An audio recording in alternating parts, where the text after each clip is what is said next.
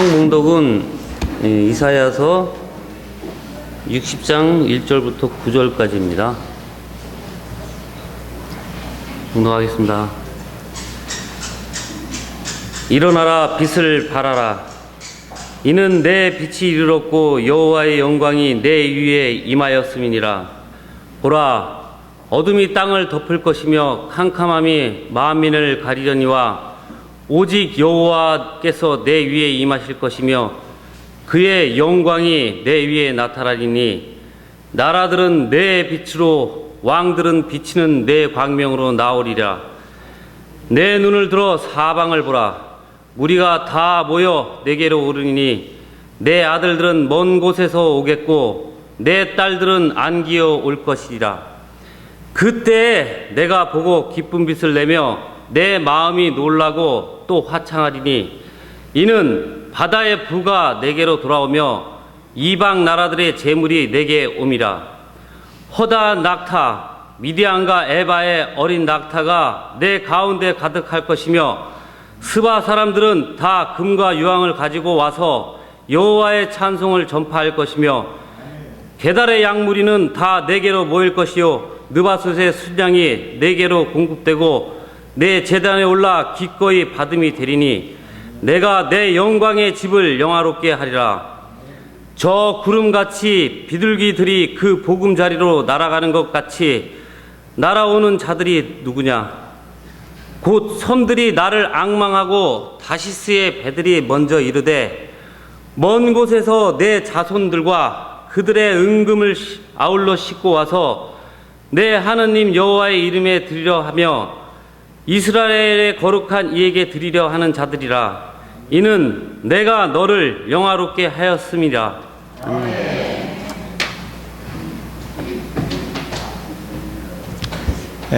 이렇게 설교를 하다 보면 설교 들으면서 오늘은 목사님이 이것을 27번 했다 이렇게 세는 사람이 있어요. 또 어떤 분은 저 내용은 언제 했는데 또 목사님이 설교 준비를 할 시간이 없어서 그 내용을 하는구나 이렇게 정확하게 파악하는 분도 있습니다. 그런데 이번 주 우리 박종순 권사님이 저한테 그런 이야기를 하더라고요. 목사님 10번을 반복해서 설교해도 괜찮아요. 제가 다 잊어버립니다. 제가 참 고마웠어요. 그러니까 은혜를 사모하는 마음이 있고 또 설교자를 이렇게 배려하는 마음도 있고, 그래서 혹시 제가 같은 설교를 한 말을 또 해도 여러분들이 잊어버리고 또 들어주어서 참 감사합니다. 근데 문제는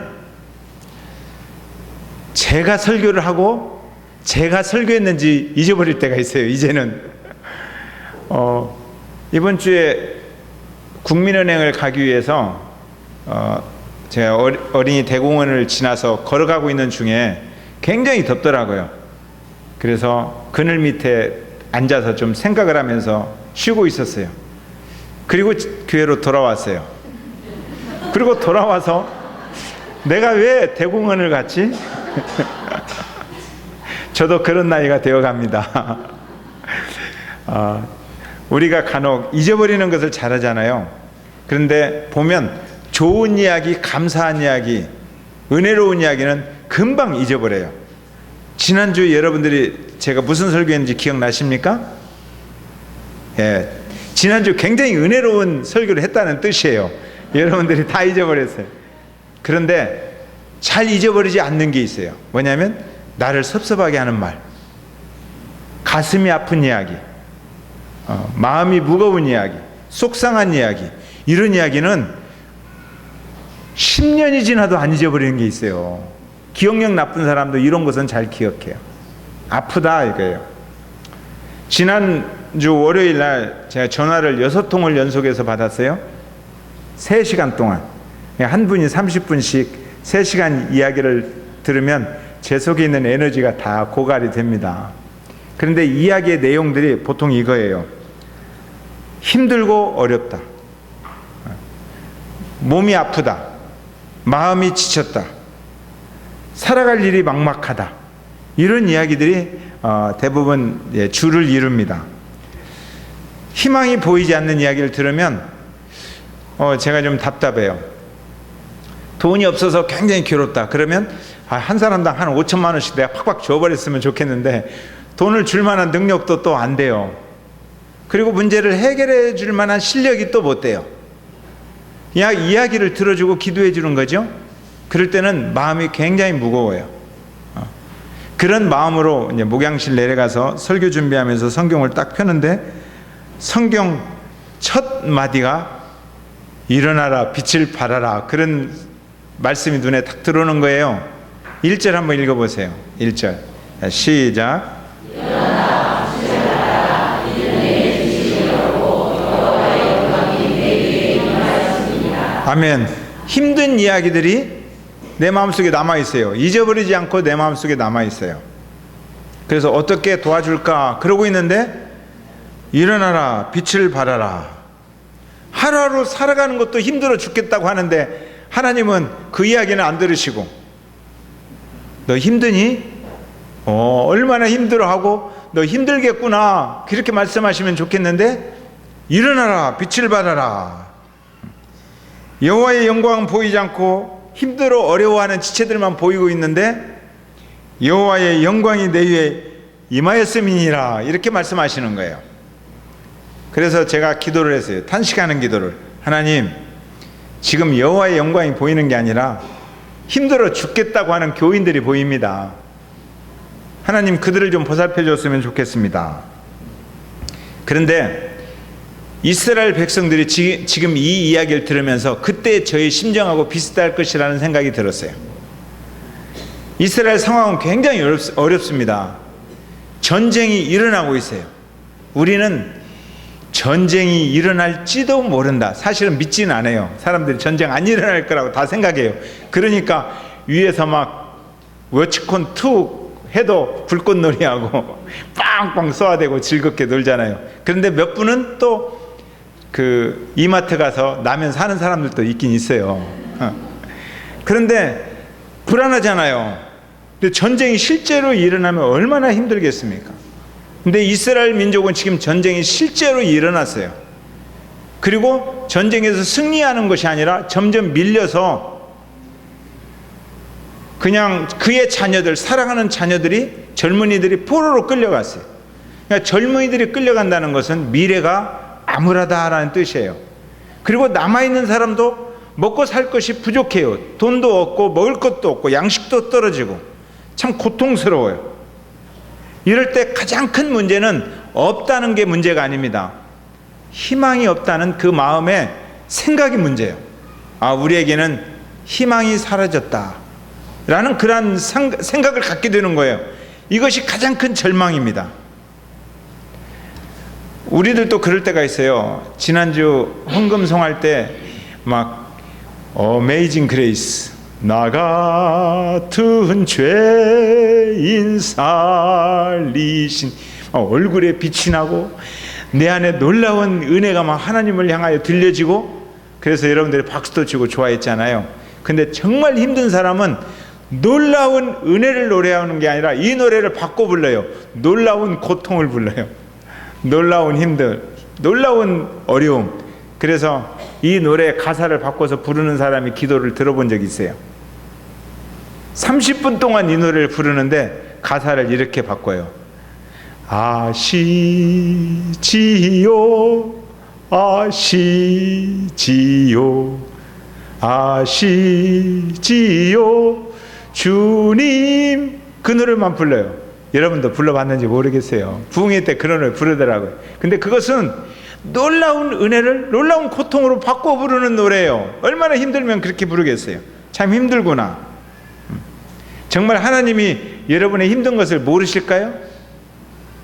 하나님은 이렇게 말씀하십니다. 너의 앉고 일어섬을 내가 알고, 너가 태중에 지을 때부터 너를 알고, 너의 작은 신음에도 내가 귀를 기울인다. 이렇게 말씀하시는 거예요.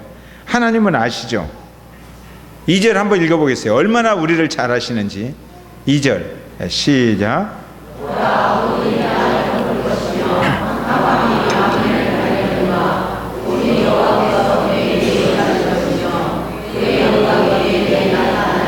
보라, 어두움이 땅을 덮을 것이다. 너네들 지금 어둠이 이 땅을 덮어서 너네들의 희망의 모든 끈을 다 끊어버릴 것이다. 이거예요. 지금 그런 상황이라는 거예요. 상황은 깜깜함이 만민을 가려서 너를 향하여 손을 내미는 사람들이 하나도 없다. 그게 너희들의 상황이다. 하나님은 너희들의 상황을 너무나도 구체적으로 정확하게 알고 계신다 이거예요. 너희들의 아픔과 고통을 알고 계신다. 그 하나님께서 그럼에도 불구하고 말씀한다 이거예요. 너희들을 정확히 아시는 하나님께서 일어나라고 말을 하는 이유는 너희들이 희망이 없을 때 내가 희망이기 때문이다 이런 이야기예요. 오직 여호와께서 내 위에 임할 것이며, 이때 오직이라는 말은 단 하나, only one, only one. 모든 것이 깜깜하고 아무것도 보이지 않고 너희를 향하여 내미는 손도 없는데 오직 하나, 하나님이 너희 위에 임한다. 하나님이 너희를 향하여 찾아온다는 거예요. 하나님이 찾아오셔서 손을 내밀어 주신다. 이 이야기를 이사야가 선포하는 것입니다. 선포하기 전에 이사야는 이 말씀을 들었어요. 이사야의 가슴이 활활 타오르는 거예요. 깜깜하여 아무것도 보이지 않는 상황에서, 절벽 같은 상황에서, 죽을 것 같은 상황에서 가슴이 활활 불타오르는 거예요. 하나님이 찾아온다는 이야기를. 그래서 이사야가 하나님이 찾아온다. only one, 단 하나. 하나님이 우리의 희망이다. 이런 이야기를 하고 있습니다. 결혼한 지 오래되었죠. 결혼한 지 8년째 되는 자매가 한 고백입니다. 이제 8년째 되었으니까 아이도 컸고 이제 아이도 학교를 가고 어느 정도 결혼 생활도 알죠. 그런데 남편이 회사 부도를 내고 도망가 버렸어요. 남편은 노숙자가 되었습니다. 어디 가서 뭐 하는지도 모르겠어요. 그런데 법원에서 집달관이 집에 와서 물건이 있는 것도 확인하고, 아이들은 학교 가라니까 이것들이 벌써 알아서 학교 가면 창피하다고 학교를 안 가고 방에 들어가서 게임만 하고 있습니다. 너무너무 힘들어요. 이럴 때 생각나는 사람 있죠? 조혜진 자매 이럴 때 누가 생각나요? 하나님 생각나요. 신앙이니까. 근데 대부분의 많은 사람들은 이럴 때 이제 친정엄마가 생각나요. 그죠? 친정엄마가. 이 자매도 친정엄마가 이제 부산에 계시니까 부산을 갔어요. 부산에 가서 코주알 메주알 엄마한테 어떻게 이야기하겠어요?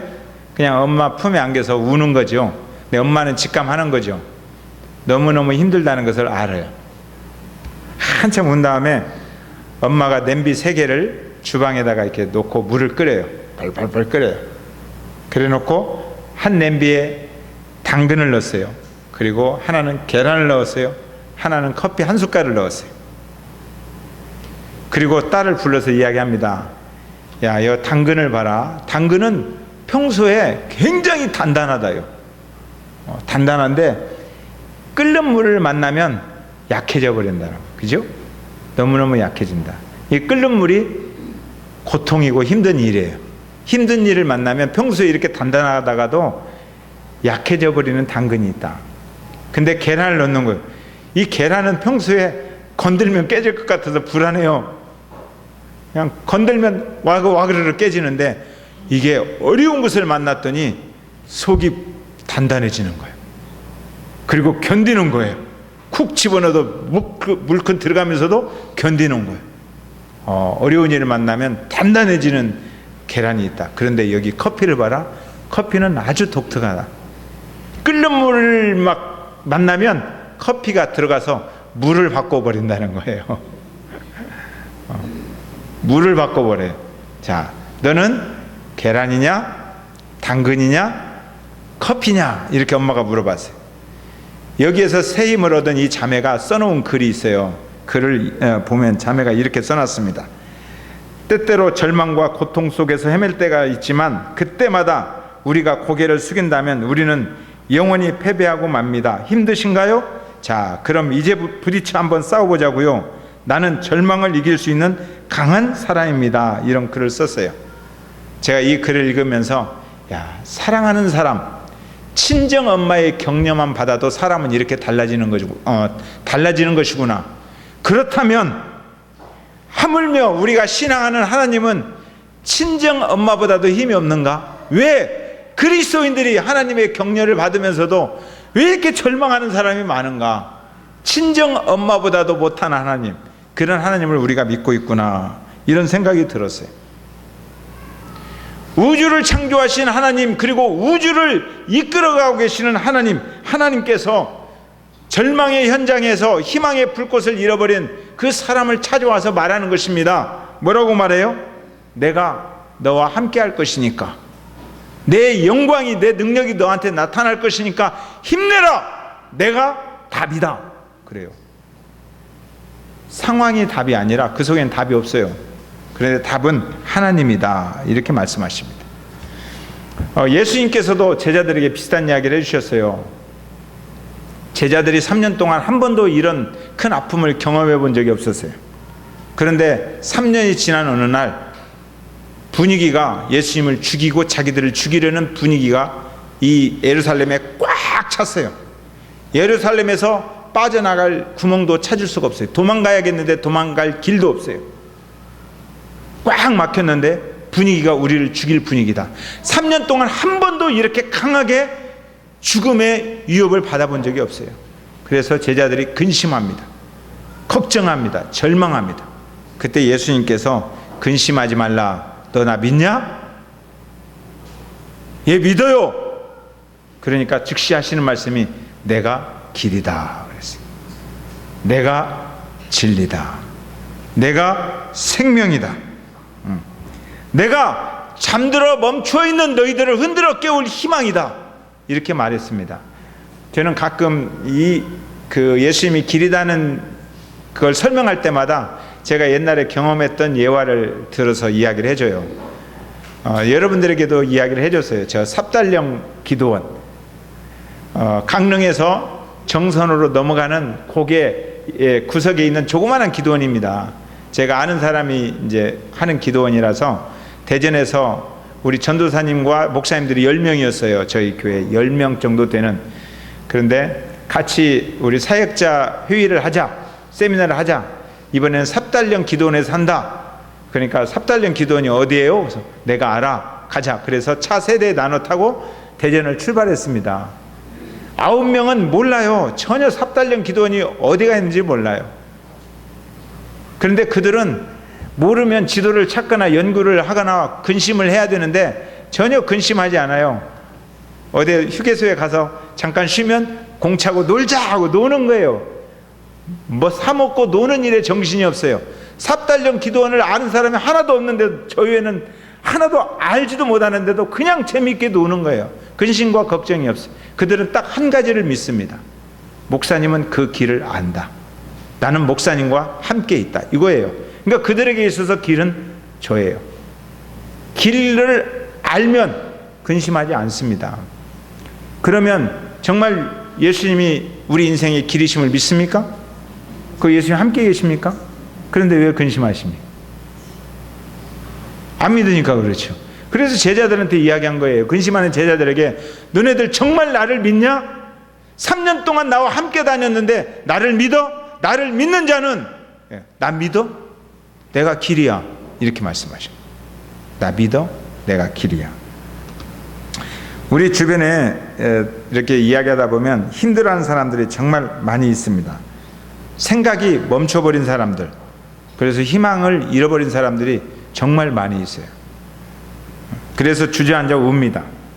그리고 하나님이 나를 알겠지, 나를 만나 주실 거야 라는 기대를 가지고 놀라운 한탄의 노래를 부르는 거예요. 아시지요, 아시지요, 아시지요 주님. 그 노래를 부르는 사람들은 이제 집중해야 됩니다. 뭐냐면 내가 길이다 라고 말씀하시는 예수님 말씀에 집중해야 돼요. 예수님이 답이라는 뜻이에요. 내가 답이다. 예수님은 충격을 받고 멈춰버린 이 사람들의 생각을 흔들어 놓기를 원하십니다. 예수님이 길이다 라는 믿음을 가지고 있는 사람이라면 사막의 한복판에서도 일어설 수 있어요. 그런데 예수님이 길이다라는 생각을 못하고 절망해버린 사람은 이렇게 도로가 말짱하게 뚫려져 있는 고속도로에서도 절망하는 거예요. 생각이 멈춰 있으면 상황이라는 감옥에 갇히게 됩니다. 그러니까 내가 어떤 힘든 상황을 경험했어요. 그리고 그 생각이 거기에서 멈췄어요. 그러면 그 상황에 갇히는 거예요. 그래서 그 상황의 감옥 안에서 늘 그 안에서 먹고 살릴, 오늘은 어떻게 먹는가, 그 감옥에 갇혀서 그런 고민을 하게 되는 거예요. 감옥 문을 열 생각을 안 하는 거예요. 감옥 문을 열고 다른 길로 갈 생각을 하지 않고 내 생각이 지금 감옥에 갇혀져 있는 거예요. 이스라엘 백성들이 그런 상황을 맞이했습니다. 출애굽을 했어요. 얼마나 희망이 넘쳤겠어요. 우리는 출애굽이다, 이 고통 벗어났다, 와 좋다 하고 탁 하다 보니까 홍해 바다가 탁 막고 있는 거예요. 양쪽을 보니까 다 사막이에요. 전갈이 기다리고 있어요. 목마름이 기다리고 있어요. 차라리 돌아갈까? 돌아가면 용서해 줄 줄 알았는데 애굽 사람들이 칼을 들고 쫓아오는 거예요. 꽉 막혀 있어요. 절망인 거예요. 거기에서 우는 거예요. 할 일은 어떻게 해요? 죽는구나. 그러니까 과거의 틀에 갇혀 있어요. 그런데 모세가 뭐라고 합니까? 길을 찾자 하는 거예요. 그 길을 누구에게서 찾는 거예요? 하나님에게서 찾는 거예요. 그랬더니 길이 보였다.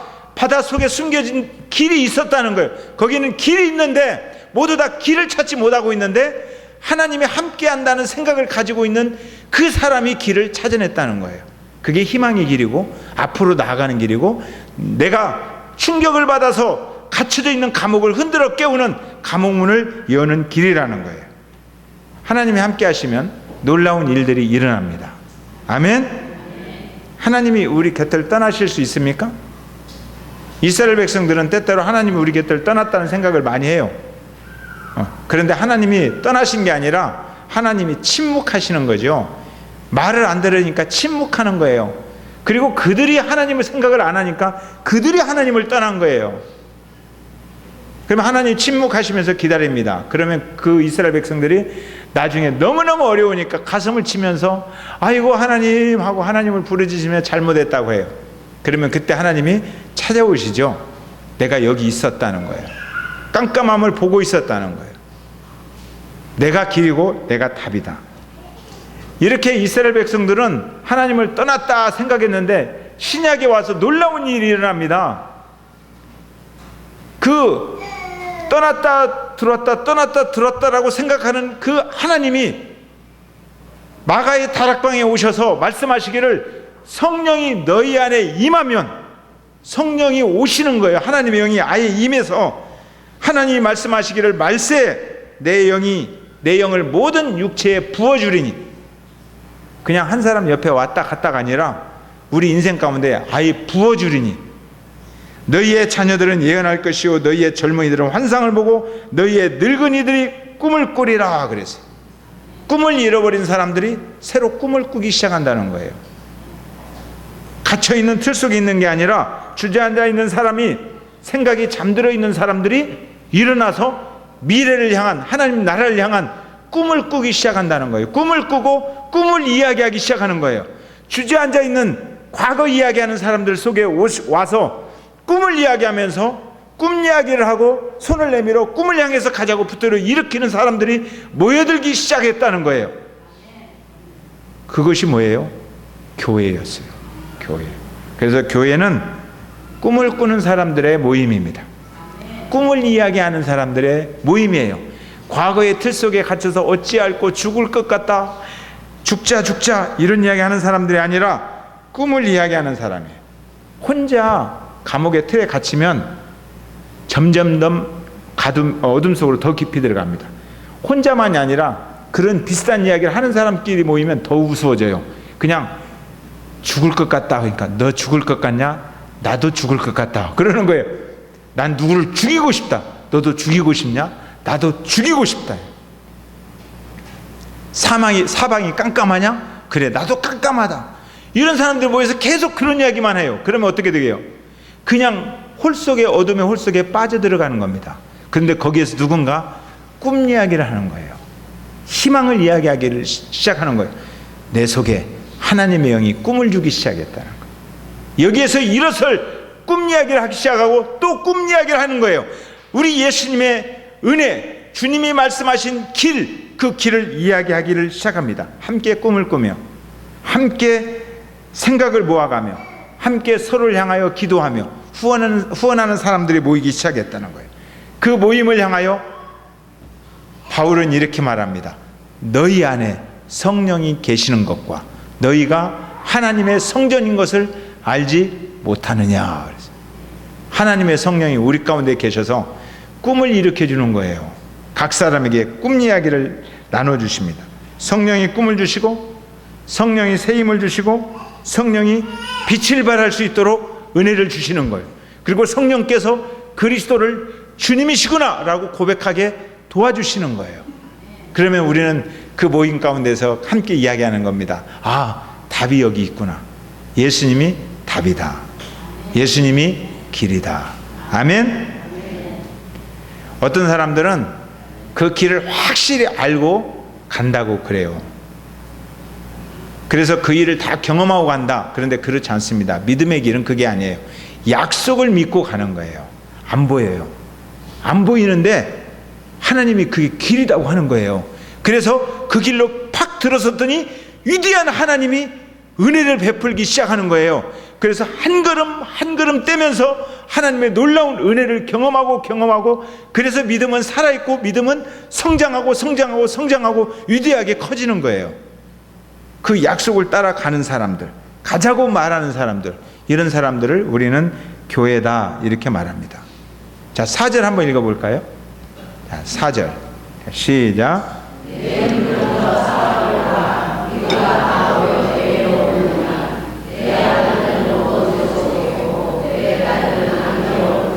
아멘. 눈을 들어 사방을 보라.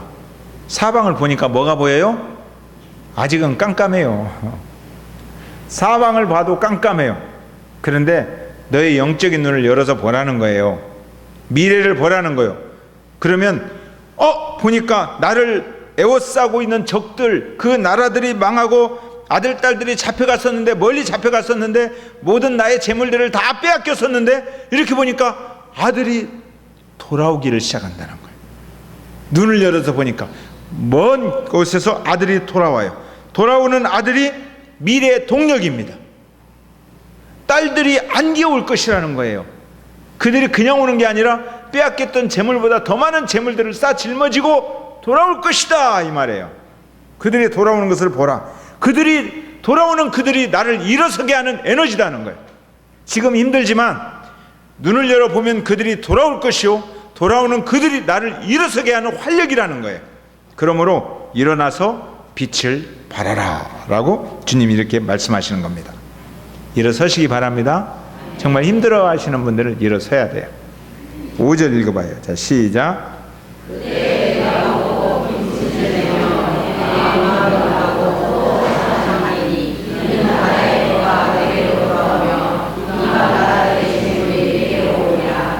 그때 내가 보니까 네 얼굴에 무슨 빛을 내는 거예요? 기쁜 빛을 낸다 그래요. 근데 힘들면 그 미래를 보지 못하고 꿈을 보지 못하면 얼굴이 무슨 빛을 내요? 죽을 쌍의 빛을 내요. 옆 사람 보세요. 기쁜 빛을 내는지 얼굴이 다 그냥 죽을 쌍을 가지고 있는지. 적어도 하나님을 바라보는 사람은 그 얼굴이 기쁜 빛을 내는 거예요. 그리고 마음에 뭐가 있어요? 우울하고 힘들고 고통스럽고, 그게 아니라 그 마음에 무슨 빛을 내요? 화창한 빛을 내는 거예요. 너 마음이 화창하구나. 예수님이 계시는데 마음이 화창해야 되지요. 마음이 화창하면 얼굴이 빛이 나야죠. 기쁜 빛이 나는 거예요. 얼굴이 변하는 거예요. 그리고 입술에서 한숨이 변해서 하던 한숨이 변해서 뭐가 나오는 거예요? 찬송이 나오는 거예요. 하나님이 나와 함께 하신다는 찬송. 이런 인생을 우리가 기대합니다. 이런 인생이 신나는 인생이에요. 아멘? 이런 인생 기대하지 않아요? 찬송을 부르고 싶지 않아요? 나 이런 찬송 부르면서 일어서리라. 아멘. 찬송 부릅시다.